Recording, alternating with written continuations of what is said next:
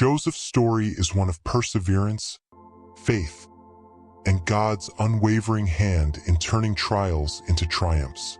Joseph, the beloved son of Jacob, was born into a family of 12 brothers.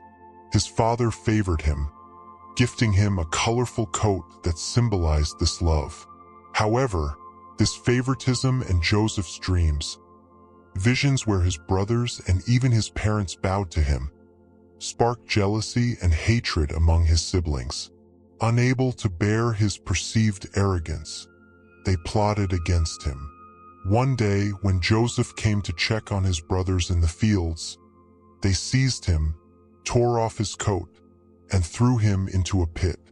Initially planning to kill him, they instead sold him to Ishmaelite traders heading to Egypt. To cover their deed, they dipped his coat in goat's blood and told their father he had been devoured by a wild animal, leaving Jacob inconsolable. In Egypt, Joseph was sold to Potiphar, an officer of Pharaoh. Despite being a slave, Joseph's integrity and diligence earned him favor, and he was placed in charge of Potiphar's household. However, his life took another turn when Potiphar's wife falsely accused him of assault after he rejected her advances. Joseph was thrown into prison, yet even there, God's favor was upon him. He quickly earned the trust of the prison warden, who put him in charge of the other prisoners. While in prison, Joseph interpreted dreams for two of Pharaoh's servants, the cupbearer and the baker. His interpretations came true. The cupbearer was restored to his position, and the baker was executed.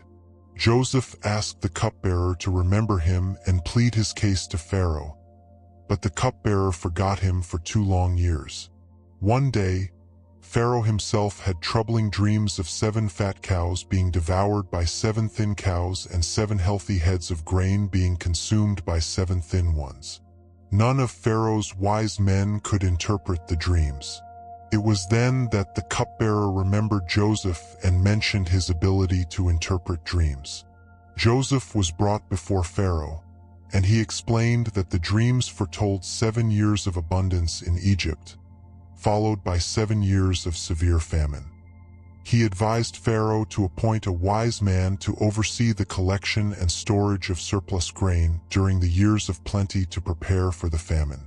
Impressed by Joseph's wisdom and recognizing the Spirit of God in him, Pharaoh appointed him as second in command over all of Egypt.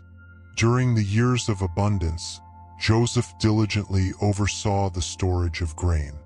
When the famine struck, it was so severe that people from surrounding lands came to Egypt to buy food. Among them were Joseph's brothers, who did not recognize him. Joseph tested them to see if they had changed by accusing them of being spies and demanding they bring their youngest brother, Benjamin. The brothers complied, and when they returned with Benjamin, Joseph hosted them but secretly planted his silver cup in Benjamin's sack. When it was discovered, Joseph declared that Benjamin must remain as his slave. This prompted Judah to offer himself in Benjamin's place, demonstrating the brothers' newfound remorse and love for their family. Overcome with emotion, Joseph revealed his identity, saying, "I am Joseph, your brother, whom you sold into slavery. But do not be distressed or angry with yourselves, for it was to save lives that God sent me ahead of you." He reassured them that what they had meant for harm, God had used for good. He invited them and their father, Jacob, to live in Egypt, where he could provide for them during the famine. Jacob and his family settled in Goshen, and Joseph was reunited with his father after many years. Joseph's story concludes with a powerful message of forgiveness, faith, and God's sovereignty.